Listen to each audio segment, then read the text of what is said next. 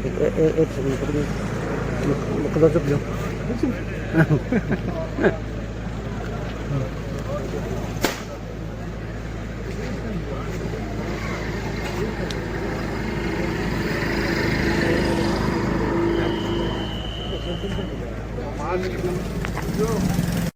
शिक्षा मंत्री हमारे बीच पधारे हैं और ये बड़ा पावन अवसर है कि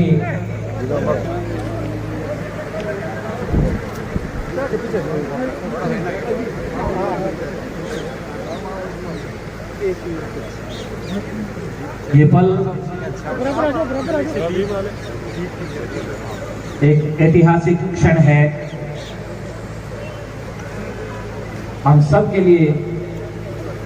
हर्ष का पल है, खुशी का पल है।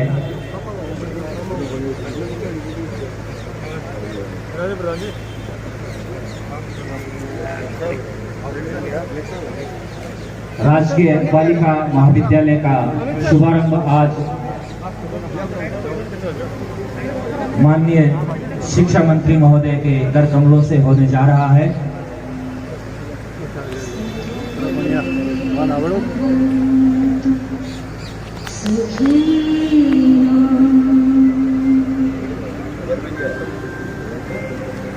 का प्रयोग जरूर करें। आपके मंत्री आप मंच पर अपना स्थान ग्रहण करें। मैं निवेदन करूंगा मंच पर स्थान ग्रहण करने के लिए हमारे लोकप्रिय विधायक श्री अमित राजेंद्र जी चाचान का। मेरा निवेदन माननीय जिला कलेक्टर महोदय से कि आप मंच पर अपना स्थान ग्रहण करें।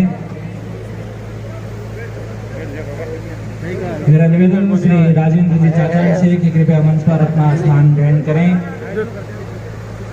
श्री सोहन जी ढिल प्रधान पंचायत समिति नौहर, आपसे मेरा निवेदन कि मंच पर अपना स्थान ग्रहण करें। मैं निवेदन करूंगा नगर पालिका चेयरमैन श्रीमती मोनिका खटोतिया जी से कि कृपया मंच पर अपना स्थान ग्रहण करें। मंच पर स्थान ग्रहण करने के लिए मेरा निवेदन रहेगा श्री श्रवण जी तंवर, जिला संयोजक गांधी दर्शन समिति के आप संयोजक हैं, आपसे निवेदन कि मंच पर स्थान ग्रहण करें। मैं निवेदन करूंगा श्री बलबीर जी सुथार, पूर्व चेयरमैन कृषि उपज मंडी नौहर, मंच पर अपना स्थान ग्रहण करें। मैं निवेदन करूंगा श्री मुकेश जी सहारण से, उप जिला प्रमुख साहब, आप मंच पर अपना स्थान ग्रहण करें। मेरा निवेदन श्री संजय मोदी, अध्यक्ष संयुक्त व्यापार संघ, आप मंच पर अपना स्थान ग्रहण करें। मैं निवेदन करूंगा श्री राम कुमार जी सैनी, उप प्रधान पंचायत समिति नौहर, कृपया मंच पर अपना स्थान ग्रहण करें। मेरा निवेदन नगर पालिका आवास चेयरमैन श्री रुस्तम जी चावली से कि कृपया मंच पर अपना स्थान ग्रहण करें। समारोह में आपके लोकप्रिय विधायक मेरे छोटे भाई अमित चाचान जी, पूर्व विधायक आदरणीय सुचित्रा आर्य जी, हमारे प्रधान विशेष रूप से आदरणीय राजेंद्र जी चाचान साहब का आभार प्रकट करना चाहूंगा कि उन्होंने राजनीति के क्षेत्र में अपने सुपुत्र को आगे किया, जो आपके आशीर्वाद से विधायक बना। मैं तीसरी बार विधायक बना। राजस्थान की विधानसभा आपके विकास के मुद्दे को राजस्थान की विधानसभा में रखता है प्रभावी तरीके से। मैं इनकी इस कला से बहुत ही प्रभावित हूं और मैंने एक दिन मुख्यमंत्री जी को स्वयं ये कहा कि अगर किसी बजट भाषण में या किसी भी जगह ओपनिंग करानी हो तो हमारे पास में एक अच्छा वक्ता आ गया। बोले क्या? मैंने कहा अमित चाचा। बोले इतना अच्छा बोलता है? मैंने कहा जिस तरीके से प्रभावी तरीके से बोलता है, जो कंटेंट्स बोलने में उनके पास में होते हैं और जो सरकार की योजनाओं के अच्छे तरीके से एक्सप्लेनेशन कर सकता है, मैं समझता हूं वो खूबी अमित चाचान में है। एक बार मौका भी मैं समझता हूं शायद दिया था ओपनिंग में इनको, और बहुत अच्छे तरीके से इन्होंने अपनी बात रखी। कल परसों यूं ही बैठे थे हम जयपुर, इन्होंने कहा साहब आप नौहर आओ, तो मैंने कहा एक बार आया हूं आपके घर, मैंने खाना भी खाया है। तो कहा नहीं अब आना पड़ेगा आपको। तो मैंने कहा मुद्दा? बोले मुद्दे तो नहीं है, विकास तो 2.5 साल में बहुत हुए हैं, लेकिन राजकीय कन्या महाविद्यालय का उद्घाटन भी है। तो मैंने कहा ठीक है, शिक्षा से संबंधित है, हालांकि उच्च शिक्षा मंत्री भंवर सिंह जी भाटी साहब हैं, लेकिन अगर आप मुझे बुला रहे हो तो मैं आऊंगा। हमने भाटी साहब से बात की, उन्होंने कहा साहब आप जाओगे तो फिर और ही बढ़िया बात है, आप पार्टी के प्रदेश अध्यक्ष भी हो तो और ज्यादा ठीक लगेगा। तो मैंने कहा अब की बार केवल 300 करोड़ रुपए का बजट है, उसमें से भी आपका भाई लगभग 4 करोड़ रुपए अकेला लेके आ रहा है।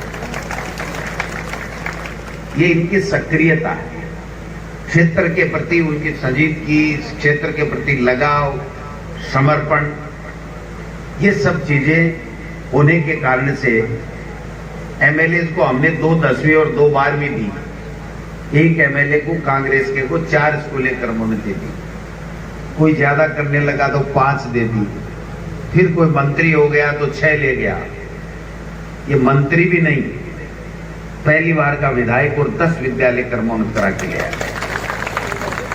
जब अब की बार बजट की बात आई तो कृषि संकाय माननीय मुख्यमंत्री जी ने बजट में घोषणा की, किसी को 1 किसी को 2। अगर 200 विधानसभा में बराबर भी बांटो तो भी 3 होने चाहिए, और अभी मैंने 300 स्वीकृत किए हैं, उसमें आपका लाडला विधायक ले आया 7। ये क्यों? ये इसलिए व्यवहार है, अपने क्षेत्र के झुकना जानता है। अब अपने वाले कौम में तो झुकना तो दिक्कत हो जाती है ना, कि कमर में L4 L5 में दर्द महसूस होने लग जाता है। इसके L4 L5 में दर्द नहीं है, आराम से सबसे मीठा बोलता है और क्षेत्र के विकास के लिए काम लेके आता है। जनप्रतिनिधि का यही काम है, और सरकार जो बनती है उसकी ड्यूटी होती है कि सरकार में बैठे लोग जनता की खैर खबर रखें।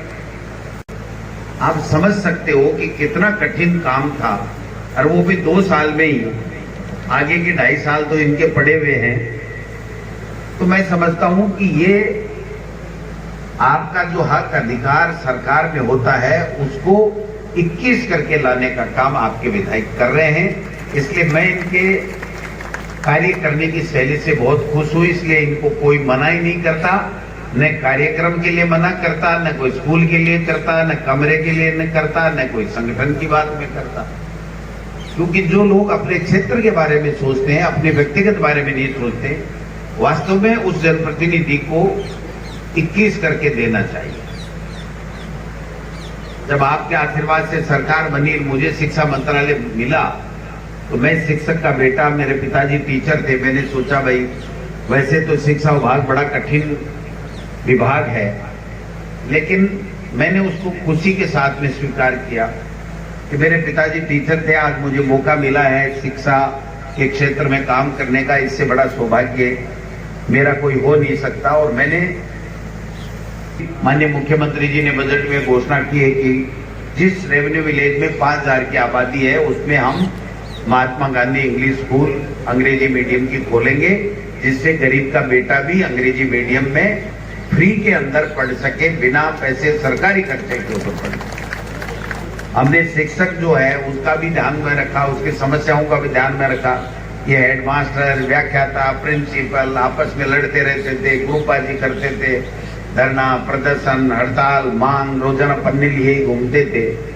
मुख्यमंत्री जी से मैंने आग्रह किया और एक समस्या का समाधान निकला, और जो 50 साल से जो समस्या थी उसको समाप्त किया, और जो 50 साल से रूल संशोधन नहीं हो रहे थे, जिसकी वजह से पुस्तकालय अध्यक्ष और ये जितने भी बाकी के और कैडर के लोग हैं उनके शारीरिक शिक्षकों के उनके प्रमोशन नहीं होते थे, तो उनकी भी राह खुली और उनकी समस्या का समाधान भी हुआ।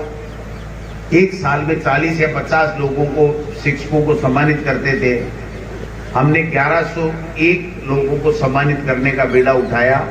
और आज मैं गर्व के साथ कह सकता हूं कि शिक्षा जगत में नीचे से लेकर के प्राइमरी से लेकर के सीनियर सेकेंडरी तक के टीचर्स में 1100 लोग जिला और स्टेट लेवल के ऊपर सम्मानित होते हैं और सम्मानजनक राशि पुरस्कार के रूप में प्रशंसा पत्र के साथ उनको दी जाती है।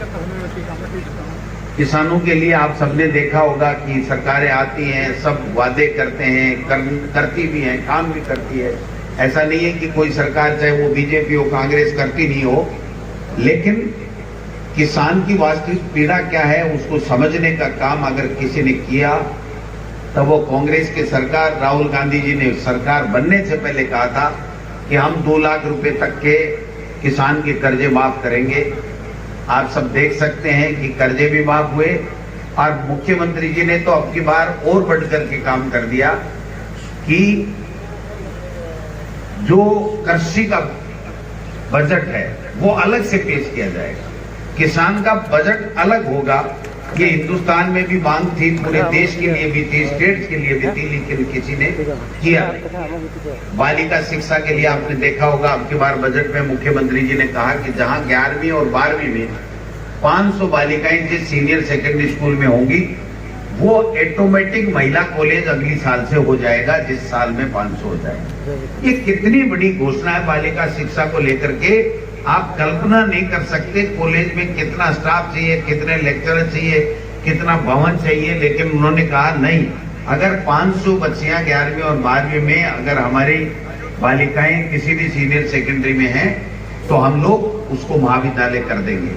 और पहले 2 साल के अंदर अंदर 130 महाविद्यालय खोलने का काम किया। 130 महाविद्यालय 30 साल तक नहीं खुलते, वो 130 महाविद्यालय सरकार की तरफ से माननीय मुख्यमंत्री जी ने इन 2 साल के अंदर अंदर, समझता हूं इससे बड़ी घोषणा आज तक के इतिहास में किसी स्टेट में या केंद्र में कभी भी नहीं हुई। तो एक से बढ़कर के एक, और एक तरफ दूसरी तरफ आप देख लीजिए केंद्र की मोदी सरकार भूमि अधिग्रहण कानून सर्वसम्मति से किसान के हित में, सब देश की टोटल पॉलिटिकल पार्टियों ने उसको पास किया, किसान के हित में मान करके हित का बिल पास किया, उसको चेंज करने का किया।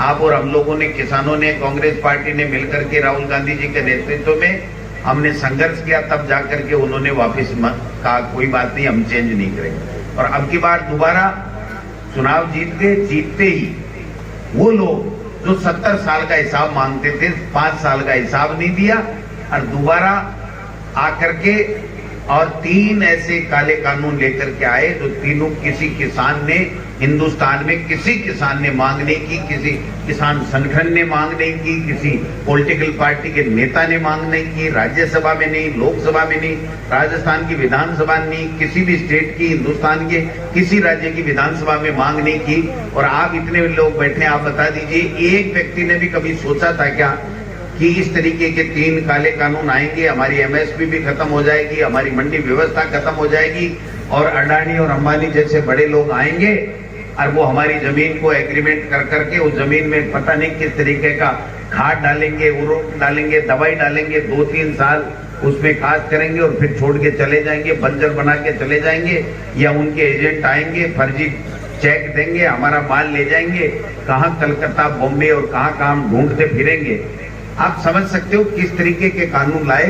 और जब इनसे कानूनों से बचाने के लिए जब मुख्यमंत्री जी ने राजस्थान की विधानसभा में 3 कानून पारित किए तो उसको कानून को राज्यपाल, महामहिम राज्यपाल महोदय लेके बैठ गए कि साहब हमको दिल्ली से आदेश नहीं है, हम नहीं भेज पाएंगे। तो बताओ एसएससी के अंदर जो नौकरी कोई जो सेंटर की निकलती थी वो नौकरियां निकली है, तो बताओ आप बताओ, अब तक 15 करोड़ लोगों को रोजगार दे देना चाहिए था, नौकरियां दे देनी चाहिए, वो 1 करोड़ को नहीं दे पाए। उल्टी के लाखों की नौकरियां हमारे कोरोना में चली गई और वैक्सीन के लिए किस तरीके का नाटक हुआ, क्या हुआ, आप सब देख सकते हैं कि राज्य सरकारें खरीदेंगी, राज्य सरकारें पैसे देंगी।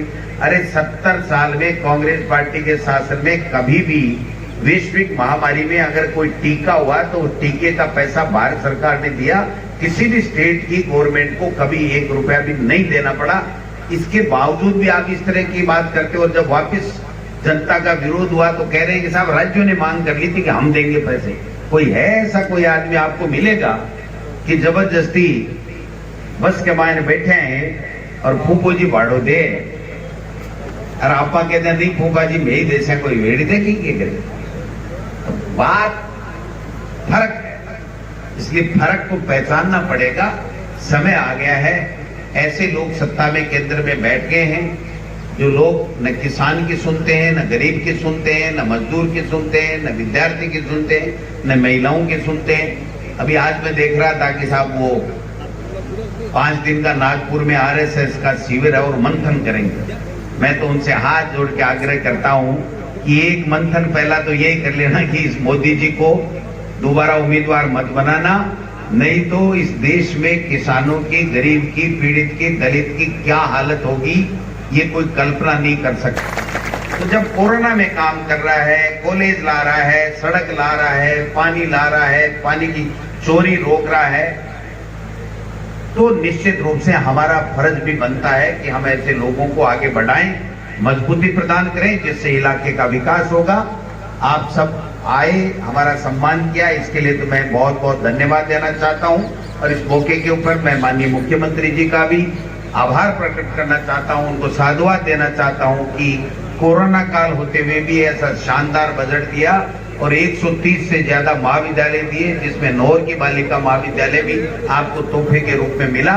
इसलिए आपको बहुत बहुत बधाई और बहुत बहुत शुभकामनाएं कि आपकी बेटियां पढ़ेंगी, आगे नाम रोशन करेंगी, हमारा, अपने माँ बाप का, अपने इलाके का, अपने प्रदेश का। तो ये सब चीजें करने की बात है और यही मौके तोके होते हैं जब इन मौकों तोकों पे लोग आते हैं, बैठते हैं, बात करते हैं, चर्चा करते हैं कि भाई स्टेट गवर्नमेंट कैसा कर रही है, केंद्र की सरकार कैसा कर रही है, क्या योजनाएं चल रही हैं, क्या सरकार करने जा रही है, आगे का क्या प्लान है। तो ये सब बातें तभी होती है जब चर्चा करती है और चर्चा से ही, मंथन से ही अमृत निकलता है। जब चर्चा करोगे, कल तुलना करोगे, केंद्र की सरकार क्या कर रही है, राज्य की सरकार क्या कर रही है। 25 में से 25 MP हैं, 1 रुपया 1 फूटी कोड़ी की कोई योजना केंद्र से लाए हो तो बता दो।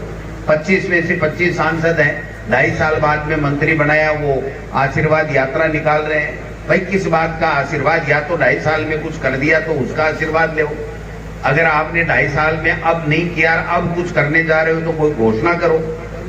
तो मैं तो इतना ही निवेदन करना चाहता हूं कि आप खुद समझदार हैं, अपने इलाके के प्रति, अपने अच्छे के लिए आप स्वयं सोच सकते हैं। मैं आज की तारीख में शिक्षा मंत्री हूं, इसलिए मैं तो आपको इतना ही विश्वास दिलाना चाहता हूं कि शिक्षा में, पर्यटन में, देवस्थान में और संगठन के मामले में जो आपके विधायक जी और आप सब लोग कहोगे, आपके पदाधिकारी, प्रधान, चेयरमैन, वो काम हम लोग, हमारी सरकार आपके लिए करेगी। उसमें किसी तरह की कोई कोताही नहीं बरतेंगे। आप सब आए और सम्मान किया, इसके लिए आपका बहुत बहुत धन्यवाद। जय हिंद, जय भारत। में एक अच्छा माहौल, अच्छा वातावरण मिलेगा कि जिसमें हम भी कॉलेज में जाकर उच्च शिक्षा ग्रहण कर सके। आज उन हमारी बहनों का सपना साकार होने जा रहा है। गोविंद जी डाटोसा जी के कर कमलों से नौहर में राजकीय कन्या महाविद्यालय का शुभारंभ किया जा रहा है। मैं इस शुभ अवसर पर हमारे ओम नारायण जी बिहारी भामासा, स्वर्गीय गौरी शंकर जी बिहारी और तमाम बिहारी परिवार का भी आभार प्रकट करता हूँ कि सन 1984 में नौहर में राजकीय महाविद्यालय की घोषणा कांग्रेस पहले काल में हुई और ओम नारायण बिहारी जी, गौरी शंकर जी बिहारी जी ने इसी प्रांगण के अंदर उस समय वो कॉलेज का अस्थायी संचालन किया गया था और बिहारी परिवार के द्वारा उस कॉलेज की बिल्डिंग का निर्माण किया गया। इसके लिए मैं पूरे बिहारी परिवार का नौहर नागरिकों की तरफ से तहे दिल से आभार प्रकट करता हूँ। माननीय मंत्री महोदय, मैं आपको बताना चाहता हूँ कि नौहर विधानसभा क्षेत्र में विपरीत परिस्थितियों में, क्योंकि हम सब ने देखा पिछले 2 वर्ष से कोरोना वैश्विक महामारी पूरे देश को जकड़ रखा है, राज्य सरकार पे भी आर्थिक संकट गहराया। लेकिन हमें खुशी है कि आपके अथक प्रयासों से, क्योंकि आप जब जिला के प्रभारी मंत्री थी, जब आप जिले में दौरा करते थे और आपने नौहर में भी आए थे, जो समस्याएं हमने आपको बताई थी, आपके माध्यम से आपने मुख्यमंत्री जी को अवगत कराया और मुख्यमंत्री जी ने बजट में नौहर में अनेकों सौगातें देकर, चाहे वो किसान वर्ग हो, चाहे व्यापारी हो, चाहे मजदूर हो, हर वक्त का ध्यान रखते हुए उन्होंने करोड़ों रुपए का बजट इस नौहर विधानसभा क्षेत्र के लिए दिया है। आपके माध्यम से किसानों की जो बड़ी मांग थी, आपने भी बार बार मीटिंगों में निर्देश दिए कि हमें टैल तक पानी नहीं पहुंच पा रहा था, पानी चोरी की बहुत बड़ी समस्या थी। इसके लिए किसानों की तरफ से मैं आपका आभार प्रकट करता हूं कि आपके माध्यम से राजस्थान का एकमात्र सिंचाई पानी चोरी रोकने का थाना नौहर में स्थापित हुआ और टैल में वो पानी पहुंचने का काम कर रहे हैं। 200 करोड़ रुपए पीने के पानी की स्वीकृतियां स्वीकृत हुई, टेंडर वर्कआउट में हो चुके हैं, विभिन्न गांव में कार्य शुरू हो चुका है। तो आने वाले चुनाव से पहले प्रत्येक गांव और ढाणी में पीने का स्वच्छ पेयजल पहुंचाया जाएगा। फेफाड़ा हमारा सबसे बड़ा गांव था, तो दशकों से वहाँ के लोग इंतजार कर रहे थे।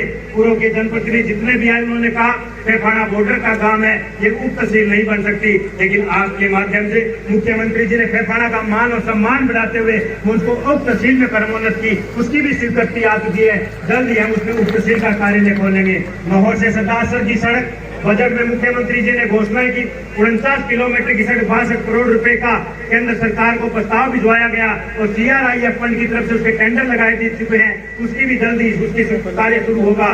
नौहर से सारा आज आपके माध्यम से उसका रिकारपेट का जीर्णोद्धार का कार्य किया जा रहा है। आपने नौहर में अंग्रेजी माध्यमिक विद्यालय दी, जिससे कि हमारे गरीब बच्चे भी वो अंग्रेजी माध्यमिक विद्यालय में जाकर अंग्रेजी पढ़ सके। इसके लिए मैं आपका धन्यवाद देता हूं। आपके माध्यम से उसका उद्घाटन होगा। कस्तूरबा गांधी आवासीय विद्यालय भी आपने नौहर में सौगात दी, उसकी भी जमीन आवंटन हो चुकी है, जल्दी उसके भी टेंडर लगाए जाएंगे। इसके लिए भी मैं आपका आभार प्रकट करता हूँ। आज पूरे नौहर नागरिकों की तरफ से नौहर की पावन धरा पे जो दानदाताओं की भामाशाहों की धरा है, जो आज नौहर की जितनी भी मूल सुविधाएं हैं वो दानदाताओं भामाशाहों द्वारा बनाई गई है। इस पावन धरा पे पहुंचने पे पूरे नौहर वासियों की तरफ से आपका हार्दिक अभिनंदन और स्वागत करता हूँ। जिस तरह से आपने पूर्व में आपने मुझे अपने बेटे के समान और छोटे भाई के समान विधानसभा के अंदर और विधानसभा के बाहर जो आशीर्वाद दिया है और जो मेरा मान और सम्मान रखा है, मैं उम्मीद करता हूं नौहर विधानसभा क्षेत्र में विकास नए आयाम स्थापित करने के लिए भविष्य में आप इसी तरह में हमें मेरा मान स्वागत करते रहेंगे। आपके माध्यम से नौहर में 10 स्कूलें, चाहे वो 10वीं से 12वीं हो, 8वीं से 10वीं हो या 5वीं से 8वीं हो, आपने कर्मोन्नत करने का काम किया है। और इसके साथ ही नौहर विधानसभा क्षेत्र के लिए एक साथ आपने कृषि संकाय देकर किसानों के हाथ मजबूत करने का काम किया है। इसके लिए मैं धन्यवाद देना चाहता हूँ। आपके माध्यम से विधायक बनने के बाद जब विद्यालयों के लिए पहला बजट जारी हुआ, आपके माध्यम से नौहर के राजकीय विद्यालयों में 6 करोड़ रुपए से ज्यादा के आपने कक्षा कक्ष बनाकर निर्माण किया, जिसके हम निरंतर उद्घाटन कर रहे हैं। तो मैं आपका कितनी बार धन्यवाद करूं, क्योंकि आपने पूरे राजस्थान में अगर सबसे ज्यादा मान और सम्मान रखा तो नौहर विधानसभा क्षेत्र के नागरिकों का भी मान सम्मान रखा है, मतदाताओं का भी मान सम्मान रखा है। मैं आपसे ये वादा करता हूँ, आने वाले चुनाव में जो भी आपने मान सम्मान इस क्षेत्र का रखा है, आने वाले चुनाव में ऋण सहित आपको उपलब्ध कराएंगे और नौहर से पुनः कांग्रेस पार्टी के प्रत्याशी को विजयी बनाकर कांग्रेस पार्टी के सरकार को मजबूत करने का काम करेंगे।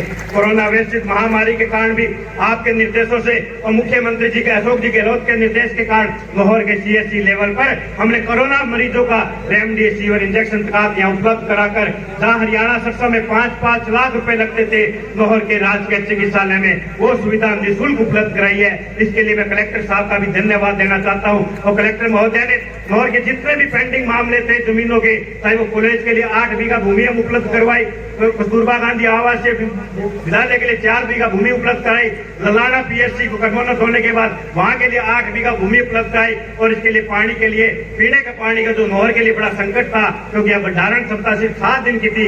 हम चाहते थे कि थालड़का में 5 बीघा कृषि वहां की सिंचाई बाकी वो भूमि हमें मिले, वो भी कलेक्टर साहब के प्रयासों से हमें मिल चुकी है। 17 करोड़ रुपए का उसका भी प्रस्ताव बनाकर भेजा जा चुका है, जिसके आने वाले दिनों में लहरबंदी में पीने की कोई समस्या नहीं रहेगी। एक बार पुनः मैं गोविंद जी डोटासरा का इस पावन धरा पे बहुत बहुत अभिनंदन और स्वागत करता हूं और मुख्यमंत्री जी का आभार कि उन्होंने हमारी बहनों का जो सपना साकार किया और हमें राजकीय कन्या महाविद्यालय की जो सौगात दी है, इसके लिए मुख्यमंत्री जी का भी तहे दिल से धन्यवाद। जय हिंद, जय नौहर।